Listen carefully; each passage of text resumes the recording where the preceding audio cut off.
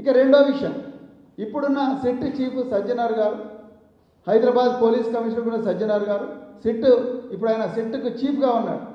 ఇప్పుడు రెండవసారి ఏర్పాటు చేసిన సిట్, పొలిటీషియన్లను వేధించడం కోసం ఏర్పాటు చేసిన సిట్ ఏదైతే ఉందో ఆ సిట్కి ఆయన చీఫ్గా ఉన్నారు. నేను ఏమంటున్నా అంటే సజ్జనార్ గారికి ఈ సిట్ను లీడ్ చేసి ఈ ట్యాపింగ్ వ్యవహారాన్ని విచారించే నైతిక అర్హత ఆయనకు లేదు, ఆయన ఎలిజిబుల్ కాదు. ఎందుకు? ఇదే సజ్జనార్ గారు 2015లో ఇదే ప్రస్తుత ముఖ్యమంత్రి రేవంత్ రెడ్డి గారు టీడీపీ ఎమ్మెల్యేగా ఉన్నారు.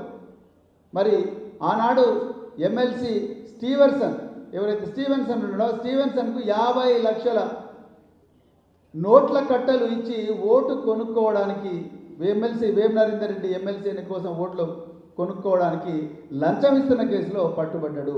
ఆనాడు డిఐజీ ఎస్ఐబిగా సజ్జనార్ గారు ఉన్నారు.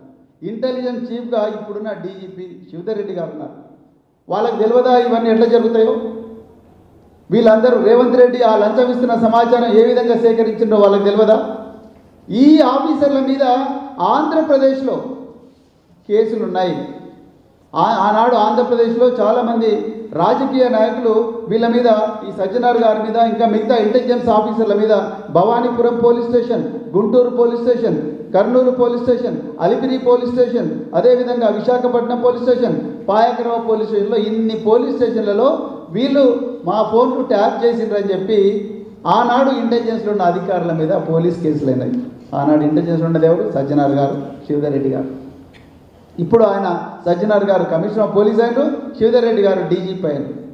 మీరు ఏ అర్హతతోని ఈరోజు ఈ ట్యాపింగ్ కేసు మీరు ఇన్వెస్టిగేట్ చేస్తున్నారు? తెలంగాణ ప్రజలు గమనించాలి. వీళ్ళకి తెలుసు ట్యాపింగ్లు ఎందుకు చేస్తారో తెలుసు, ఏ చట్ట ప్రకారం చేస్తారో తెలుసు, ఎవరి నుంచి ఎవరిని పట్టుకోవడానికో చేస్తారో తెలుసు. అయినా కూడా వీళ్ళే కేసులు ఎదుర్కొంటున్నారు. వీళ్ళు ట్యాపింగ్లు చేసిండారు. వీళ్ళు వచ్చి తెలంగాణలో మళ్ళీ ట్యాపింగ్ కేసు ఎట్లా ఇన్వెస్టిగేట్ చేస్తారు?